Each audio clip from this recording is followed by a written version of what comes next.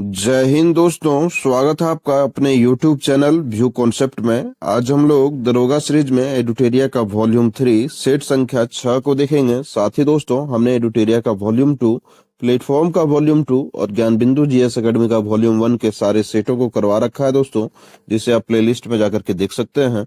तो चलिए शुरू करते हैं आज का पहला प्रश्न। तो आज का पहला प्रश्न इस प्रकार से है दोस्तों कि ऑपरेशन जीरो आवर के तहत ऑपरेशन जीरो आवर के तहत भारत छोड़ो आंदोलन के दौरान कस्तूरबा गांधी को किस जेल में रखा गया था दोस्तों, है ना।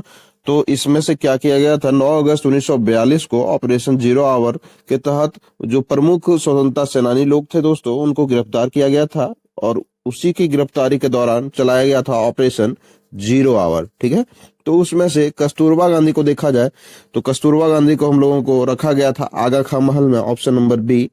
बांकीपुर जेल में रखा गया था दोस्तों राजेंद्र प्रसाद को, ठीक है, राजेंद्र प्रसाद को। और ये देखा जाए तो इसमें से मौलाना अबुल कलाम आजाद को बांकुड़ा जेल में रखा गया था, है ना। तो इसका सही ऑप्शन ऑप्शन नंबर बी था हमारा। दूसरे प्रश्न पे चलते हैं कि कंद विद्रोह का संबंध भारत के किस राज्य से है। तो इसका संबंध भारत के उड़ीसा राज्य से है दोस्तों। यह विद्रोह जो है 1837 में होता है ना। और इस विद्रोह के नेता जो है सो चक्र बिसोई थे, चक्र बिसोई, ठीक है, इस विद्रोह के नेता थे। तो अगला प्रश्न है दोस्तों कि जालियांवाला बाग हत्याकांड के विरोध में निम्नलिखित में किसने वायसराय की कार्यकारिणी परिषद से जो है सो त्याग पत्र दे दिया था। तो वे थे sir Shankar Nair, option number सी।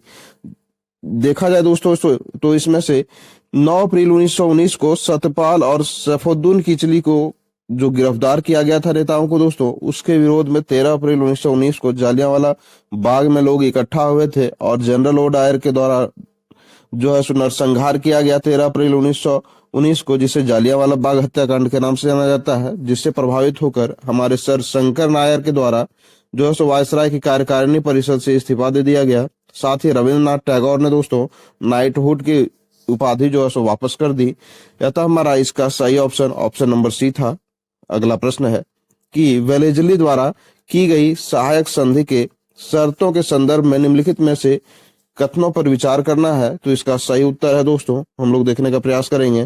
तो इसमें दिया हुआ है कि अंग्रेज अपने सहयोगी की जो बाहरी है और आंतरिक चुनौतियों से रक्षा करेंगे। तो यह बात तो सही है। और सहयोगी पक्ष अंग्रेजों की अनुमति के बिना युद्ध तो कर सकता है किंतु संधि नहीं, यह ऑप्शन गलत है दोस्तों। यह उनके सहायक संधि का नियम व शर्त नहीं था। अगला है कि सहयोगी पक्ष के भू क्षेत्र में एक सैनिक टुकड़ी तैनात रहेगी, यह भी बात हमारा सही है।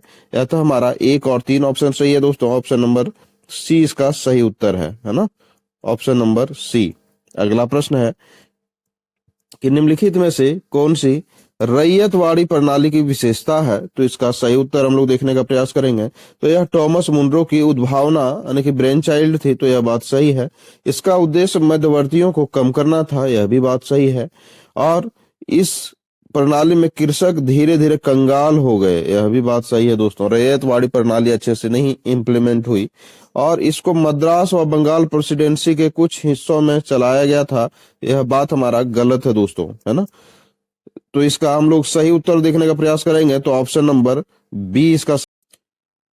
इसमें देखा जाए दोस्तों तो रैयतवाड़ी प्रणाली जो है मद्रास में लागू किया गया था, बंगाल प्रेसिडेंसी में नहीं दोस्तों, बम्बई प्रेसिडेंसी में जो है सो इसे लागू किया गया था और साथ ही असम के कुछ भागों में लागू किया गया था, है ना। अतः हमारा ऑप्शन नंबर 4 हमारा गलत था। ऑप्शन नंबर 1, 2, 3 हमारा सही था। ऑप्शन नंबर बी इसका सही उत्तर है। अगला प्रश्न है कि 1857 के विद्रोह के बाद महारानी की उद्घोषणा के संदर्भ में निम्नलिखित कथनों पर विचार करना है। तो इसको देखने का प्रयास करते हैं हम लोग। तो इसमें से दिया हुआ है दोस्तों कि इसने राज्य हड़प नीति को समाप्त कर दिया था तथा देशी राजकुमारों के अधिकारों को मान्यता प्रदान की थी। तो यह बात हमारा सही है दोस्तों। और कानून का संचालन करते समय भारतीय लोगों के अधिकारों, रीति रिवाजों और प्रथाओं पर विचार किया जाना था, यह भी बात हमारा सही है। और इसने सरकारी सेवाओं में भारतीयों की भागीदारी को प्रतिबंधित कर दिया, यह बात गलत है दोस्तों। अतः हमारा ऑप्शन नंबर 1 और 2 इसका सही उत्तर है। तो हम लोग देखते हैं तो ऑप्शन नंबर सी इसका सही उत्तर है दोस्तों। ठीक है, अगला प्रश्न पे हम लोग चलेंगे। तो प्रश्न संख्या 7 है कि 1911 के दिल्ली दरबार की उद्घोषणा में निम्नलिखित में से क्या शामिल था। ठीक है, तो इसको हम लोग देखने का प्रयास करेंगे। तो इसमें देखेंगे कि बंगाल विभाजन रद्द किया गया था 1911 के दिल्ली दरबार की घोषणा में, और बंगाली भाषा क्षेत्रों को मिलाकर प्रांत बनाना जो है सो इसमें सम्मिलित था, और बिहार राज्य की स्थापना जिसमें उड़ीसा भी शामिल था। ठीक है, तो यह भी बात हमारा सही है, अतः हमारा सभी ऑप्शन सही है। ऑप्शन नंबर डी इसका सही उत्तर होगा। अगला प्रश्न है कि सेवा समिति की स्थापना निम्न में से किसने किया था। सेवा समिति की स्थापना, ठीक है, तो इसका सही उत्तर है हृदय नाथ कंजूरू ने।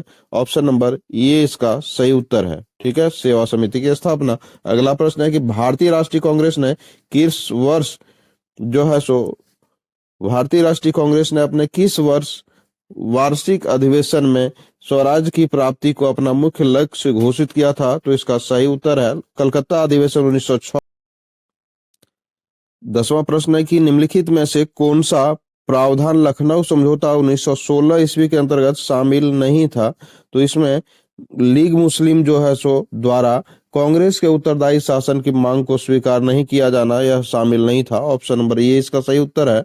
अगला प्रश्न है दोस्तों कि पाथेर डाबी जो उपन्यास है या पुस्तक जो किससे संबंधित है। तो इसका सही उत्तर है Sharat Chandra Chattopadhyay. Option number B.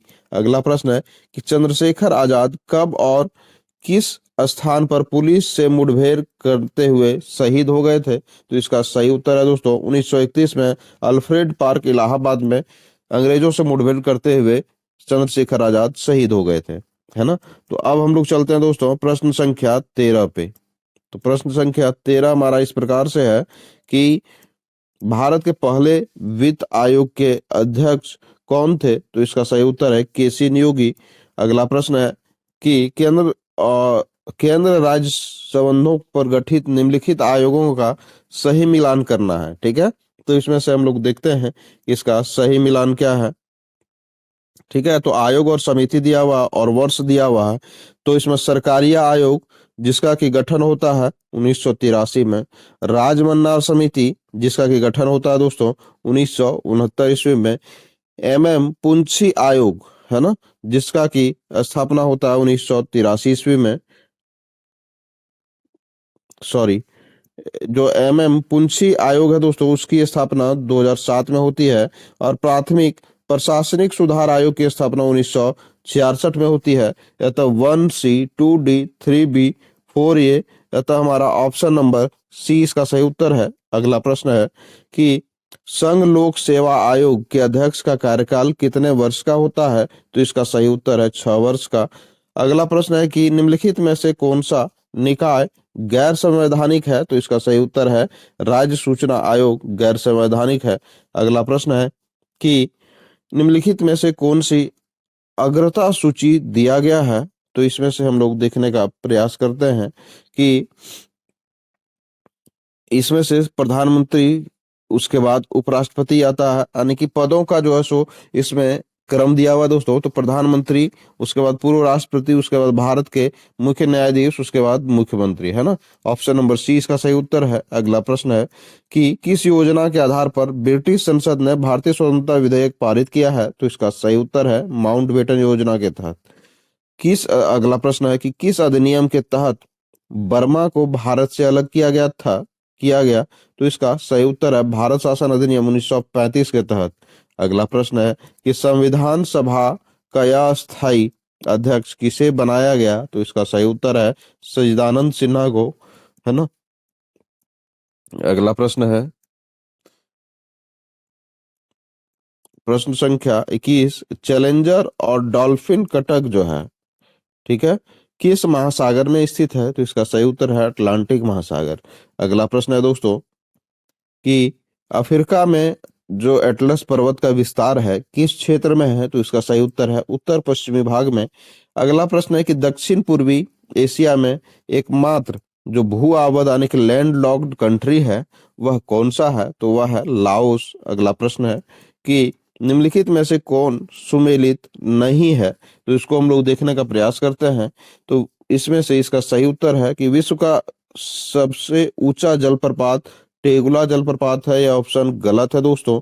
यही हमारा सुमेलित नहीं है। विश्व का सबसे ऊंचा जलप्रपात यदि देखा जाए तो यह हमारा एंजिल जलप्रपात है दोस्तों, सॉरी, एंजिल जलप्रपात है, एंजिल जलप्रपात है, ठीक है ना। और यह हम लोग को देखा जाए दोस्तों तो यह वेनेजुएला में स्थित है, वेनेजुएला में स्थित है, ठीक है।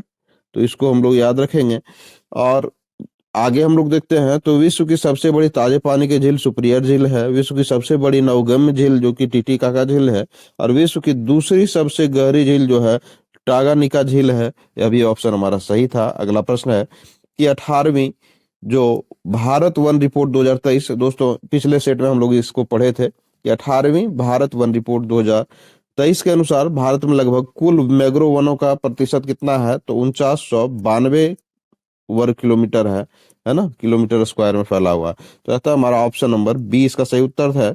अगला प्रश्न है कि श्री सैलम परियोजना का संबंध किस नदी से है, तो वह है कृष्णा नदी से। अगला है कि लेटेराइट मृदा के संबंध में कौन सा कथन सही है, तो लेटेराइट मृदा का निर्माण जो होता है दोस्तों, इसका उच्च तापमान और भारी वर्षा वाले क्षेत्रों में होता है। तो इसका विकास जो है सो उच्च तापमान और भारी वर्षा वाले क्षेत्रों में होता है। ऑप्शन नंबर डी इसका सही उत्तर है। अगला प्रश्न है कि निम्न महासागरीय धाराओं में से कौन सी धारा जो है प्रशांत महासागरीय धाराओं से संबंधित नहीं है, तो इसका सही उत्तर है दोस्तों प्रशांत महासागर से संबंधित नहीं है कनारी धारा। यह जो है सो हमारा उत्तरी अटलांटिक महासागर से संबंधित धारा है, अटलांटिक, है ना, अटलांटिक महासागर से संबंधित धारा है। तो इसको हम लोग याद रखेंगे। और यह एक ठंडी जलधारा है दोस्तों। कैसी जलधारा है, तो ठंडी जलधारा है। इसको भी हम लोग याद रखेंगे। अगला प्रश्न है कि अज्ञात रुधिर वर्ग का एक व्यक्ति गंभीर रूप से दुर्घटनाग्रस्त हो जाता है और उसे तुरंत रक्त आधान यानी कि ब्लड ट्रांसफ्यूजन की जरूरत पड़ती है। अस्पताल में आसानी से उपलब्ध निम्नलिखित रुधिर वर्गों में से किस एक जो है का रक्त आधान के लिए उपयोग सुरक्षित होगा, तो इसका सही उत्तर है ओ और RH माइनस होना चाहिए, है ना। अगला प्रश्न है कि थर्मस फ्लास्क में लंबे समय तक तरल गर्म या ठंडा रहता है क्योंकि उष्मा की कोई हानि या प्राप्ति नहीं होती है। तो इसका जो है सो सही उत्तर है किस विधि से, तो संचालन विधि से और संवहन और विकिरण विधि द्वारा भी। अतः हमारा ऑप्शन नंबर दोनों सही है। ऑप्शन नंबर सी इसका सही उत्तर होगा। अगला प्रश्न पे चलते हैं हम लोग, प्रश्न संख्या 30 पे। प्रश्न संख्या 31 हमारा है कि निम्नलिखित में से कौन सा एक किसी तत्व के परमाणु क्रमांक को सबसे सही निर्धारित करता है, तो इसका सही उत्तर है प्रोटॉनों की संख्या। हम लोग जानते हैं दोस्तों कि Z बराबर P बराबर E होता है ना, यानी कि Z फॉर परमाणु संख्या और P फॉर प्रोटॉनों की संख्या और E फॉर इलेक्ट्रॉनों की संख्या। यानी कि जितना हमारा प्रोटॉन होगा वही जो है सो हमारे निर्धारित करेगा परमाणु की संख्या, है ना, परमाणु का क्रमांक या संख्या जो भी बोले हम लोग, प्रोटॉन की संख्या ही निर्धारित करती है। अगला प्रश्न है कि निम्नलिखित में से कौन सा पोषक तत्व आमतौर पर पशु खाद में पाया जाता है, इसका उपयोग प्राकृतिक उर्वरक के रूप में किया जाता है, तो इसका सही उत्तर है नाइट्रोजन। Option number A. अगला प्रश्न है कि पर्ण विन्यास शब्द किसके प्रतिरूप यानी कि पैटर्न से संबंधित है, तो इसका सही उत्तर है दोस्तों पत्तियों का विन्यास से। Option number A.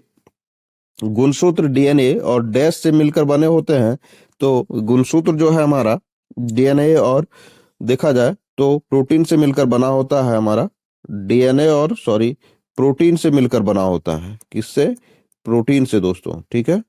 अगला प्रश्न है कि ऊंचे पेड़ों में दारू उत्तक यानी कि जिसे हम लोग जाइलम कहते हैं वाहिकाओं के माध्यम से जल ऊपर की ओर चढ़ता है। पौधों में होने वाली प्रक्रिया और पौधे और पानी सॉरी प्रक्रिया और पानी के गुणधर्म जो ऊर्ध्व गति में सहायक होते हैं वे कौन से हैं, तो इसका सही उत्तर है दोस्तों वाष्पोत्सर्जन, खिंचाव, ससंजन और असंजन। Option number B.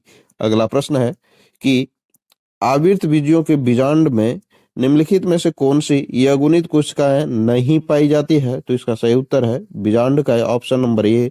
अगला प्रश्न है कि आवेग की विमा क्या होती है, हम लोग जानते हैं दोस्तों कि आवेग का सूत्र जो होता है बल गुना समय होता है ना। और इसका बल का हम लोग देखेंगे तो इसका विमा जो होता है mlt एक्सपोनेंशियल -2 होता है ना। और समय का विमा टी टी होता है। अतः हम लोग इसका जब हम लोग मल्टीप्लाई करेंगे इसमें से दोस्तों तो हमारा निकल करके आएगा mlt एक्सपोनेंशियल -1। अतः हमारा ऑप्शन नंबर ये इसका सही उत्तर होगा। अगले प्रश्न पे चलते हैं। तो अगला प्रश्न है कि ध्वनि की तीक्ष्णता किसके द्वारा निर्धारित की जाती है? तो इसका सही उत्तर है दोस्तों ध्वनि की आवृत्ति के द्वारा। अगला प्रश्न है कि कोई वस्तु ऊंचाई से फर्श पर गिरती है, इसके गिरने के दौरान निम्नलिखित में से कौन सा एक समान बना रहता है? तो वह है दोस्तों त्वरण एक समान बना रहता है। अगला प्रश्न है कि निम्नलिखित में से कौन सा पदार्थ यौगिक है ना। तो इसका सही उत्तर है दोस्तों शर्करा यौगिक है। अगला प्रश्न चलते हैं जो कि हमारा प्रश्न संख्या 41 होगा। तो प्रश्न संख्या 41 इस प्रकार से है। मवेशियों में मेड काउ जो रोग होता है और मनुष्यों में जो सीआर जैकेब रोग होता है का कारक क्या है? तो इसका सही उत्तर है प्रोसंग यानी कि प्रियन, ऑप्शन नंबर बी कारक है। अगला प्रश्न है कि जल और पोषक तत्वों के परिवहन के लिए पादपों में जो संवहन ऊतक होता है उसे क्या कहते हैं? तो उसे जाइलम कहते हैं। अगला प्रश्न है कि संघ की पहचान निम्न गुणों के आधार पर करें, है ना। तो इसको हम लोग सही उत्तर इसका देखने का प्रयास करेंगे। ठीक है, तो इसको देखते हैं दोस्तों। ठीक है, तो इसमें है कि ये प्राणी जलीय लवणीय और जो है यह लवण जल अथवा स्थलीय स्वतंत्र जीव और कभी कभी परजीवी होते हैं। और ये जो है त्रिकोणीय कर्मिक पुनरावृत्ति विखंडित खंडित और गुह्य प्राणी होते हैं। और इनके शरीर के सतह स्पष्ट खंड और विखंडों में बटा होता है। और इसका क्या गुण है दोस्तों, है ना।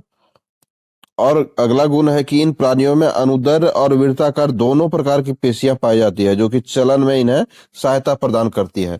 तो वह जीव जो है कौन सा है दोस्तों? तो वह है एनिलिडा, ऑप्शन नंबर डी इसका सही उत्तर है।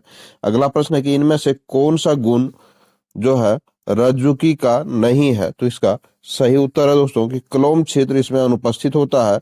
यह जो है सो रज्जुकी का गुण नहीं है, अनुपस्थित नहीं दोस्तों, यह जो है सो कलोम छिद्र उपस्थित होता है रज्जुकी में। ठीक है, अतः हमारा यह गुण जो है सो नहीं था। अगला प्रश्न है कि कौन सा हार्मोन टी लिम्फोसाइट के विभेदीकरण में मुख्य कार्य की भूमिका में रहते हैं? तो इसका सही उत्तर है दोस्तों thymosin hormone, option number D. अगला प्रश्न है कि अमीबा में भोजन का पाचन जो होता है कहाँ होता है? तो इसका सही उत्तर है दोस्तों खाद्य रिक्तिका में। और रक्त दाब को कम करने में सहायक हार्मोन कौन सा है हमारा? तो इसका सही उत्तर है दोस्तों कुछ प्रश्न जो है सो एट्रियल नेट्रियूरेटिक कारक यानी कि ANF, ऑप्शन नंबर सी इसका सही उत्तर है। अगला प्रश्न है कि कुश्का झिल्ली का उन्नत नमूना है ना किनके द्वारा प्रतिपादित किया गया है? तो इसका सही उत्तर है दोस्तों ऑप्शन नंबर ए सिंजर और निकोलसन द्वारा। अगला प्रश्न है प्रश्न संख्या 49 पे चलते हैं हम लोग। तो प्रश्न संख्या 49 इस प्रकार से है कि राष्ट्रीय विधिक सेवा प्राधिकरण का कार्यकारी अध्यक्ष किसे नियुक्त किया गया है ना। तो इसका सही उत्तर है दोस्तों न्यायाधीश विक्रमनाथ को। अगला प्रश्न है कि नाटो यानी कि उत्तरी अटलांटिक संधि संगठन जो है का 32वां जो सदस्य बना है वह कौन बना है? तो वह है स्वीडन। अगला प्रश्न है कि निम्नलिखित दुनिया का पहला लकड़ी का उपग्रह किस देश ने विकसित किया है? यह मोस्ट वीवीआई क्वेश्चन है दोस्तों, भले ही पुराना करंट अफेयर है लेकिन यह थोड़ा मोस्ट इंपॉर्टेंट क्वेश्चन में से एक हो जाता है। तो वह है दोस्तों जापान ने जो है सो लकड़ी का उपग्रह जो है सो पहला उपग्रह भेजा है। अगला प्रश्न है कि वाई भारत मैटर्स पुस्तक के लेखक कौन है? तो इसका सही उत्तर है S Jaishankar, option number A. 2024 का विटली गोल्ड पुरस्कार जो है किसे दिया गया है? तो इसका सही उत्तर है दोस्तों पूर्णिमा देवी वर्मन को, ऑप्शन नंबर बी। अगला प्रश्न है कि दादा साहेब फाल्के जो इंटरनेशनल फिल्म फेस्टिवल अवार्ड्स है 2024 में बेस्ट एक्टर का अवार्ड्स जो है सो बेस्ट एक्टर का अवार्ड किसे मिला है? तो इसका सही उत्तर है शाहरुख खान को, है ना।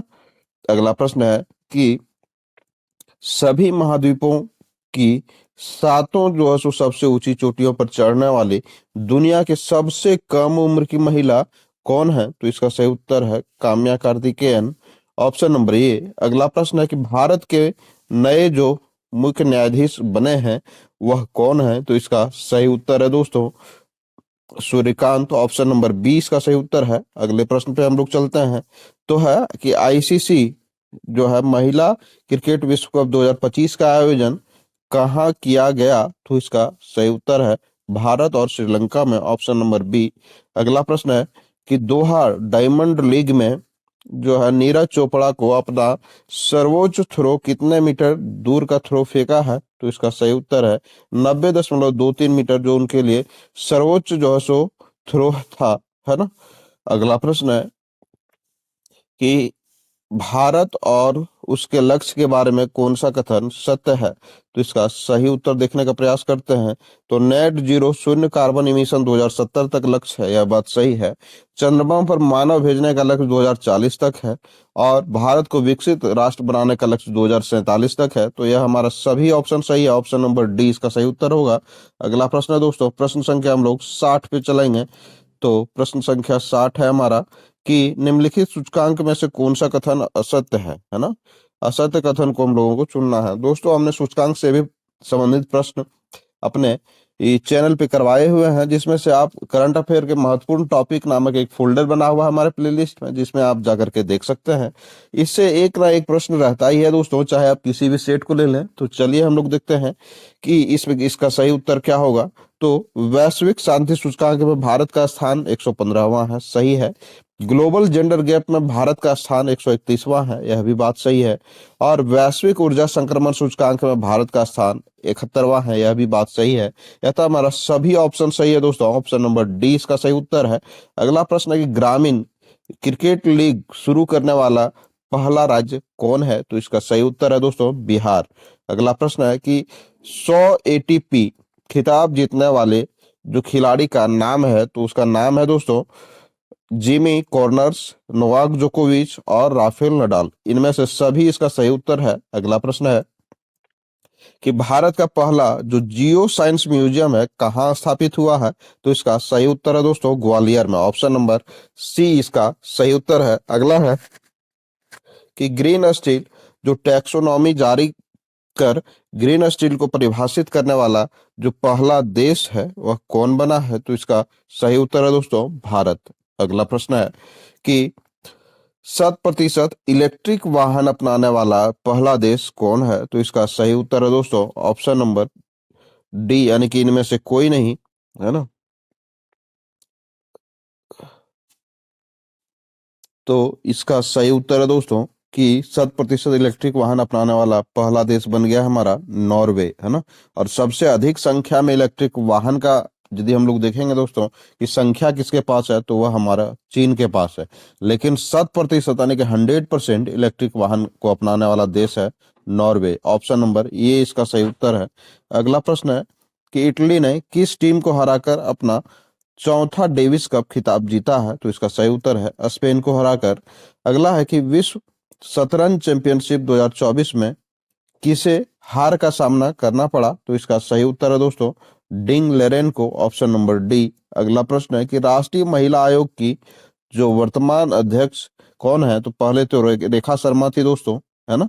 तो अभी वीके रहटाकर है, ऑप्शन नंबर सी। विश्व पृथ्वी दिवस कब मनाया जाता है? तो इसका सही उत्तर है 22 अप्रैल को। अगला प्रश्न है कि कौन सी राष्ट्रीय उद्यान जो कि अंडमान निकोबार में स्थित नहीं है ना। तो इसको हम लोग देखते हैं, तो वह है दोस्तों मुरलिन नेशनल पार्क जो है, यह जो है सो अंडमान निकोबार में अवस्थित नहीं है दोस्तों। यह कहाँ अवस्थित है? तो यह मिजोरम में अवस्थित है, ठीक है। यह मिजोरम का राष्ट्रीय उद्यान है। अगला प्रश्न है कि निम्न में से कौन सा रोग जीवाणु द्वारा होता है? तो इसका सही उत्तर है दोस्तों ऑप्शन नंबर ये, यानी कि प्लेग जो है सो जीवाणु के द्वारा होता है, बाकी खसरा विषाणु के द्वारा होता है, ठीक है। अगले प्रश्न पे चलते हैं हम लोग, प्रश्न संख्या 72 पे, ठीक है। तो प्रश्न संख्या 72 हमारा इस प्रकार से है कि जो है प्रमुख खाना बदोश जनजातियों द्वारा जनजातियों एवं उनसे संबंधित क्षेत्र का कौन सा युग्म सही सुमेलित नहीं है? तो वह है दोस्तों बेद्दा, तो श्रीलंका में पाया जाता जनजाति। बुशमैन जो जनजाति है कालाहारी मरुस्थल में पाया जाता है। रेड इंडियन जो जनजाति है दोस्तों उत्तरी अमेरिका में पाया जाता है। और एस्किमो जो जनजाति है यह यूरोप के टुंड्रा प्रदेश में नहीं पाया जाता दोस्तों। यह ऑप्शन हमारा गलत है और यही युग्म हमारा सुमेलित नहीं है दोस्तों। एक एस्किमो यदि देखा जाए दोस्तों तो यह कनाडा में पाया जाता है एंड ग्रीनलैंड में, है ना। ग्रीनलैंड में पाए जाने वाले ये सब जनजातियां हैं, ठीक है। तो इसको भी हम लोग याद रखेंगे, ठीक है।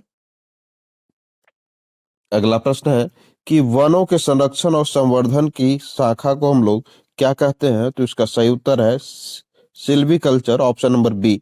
जलेपला दर्रा किस राज्य में है? तो इसका सही उत्तर है दोस्तों सिक्किम में।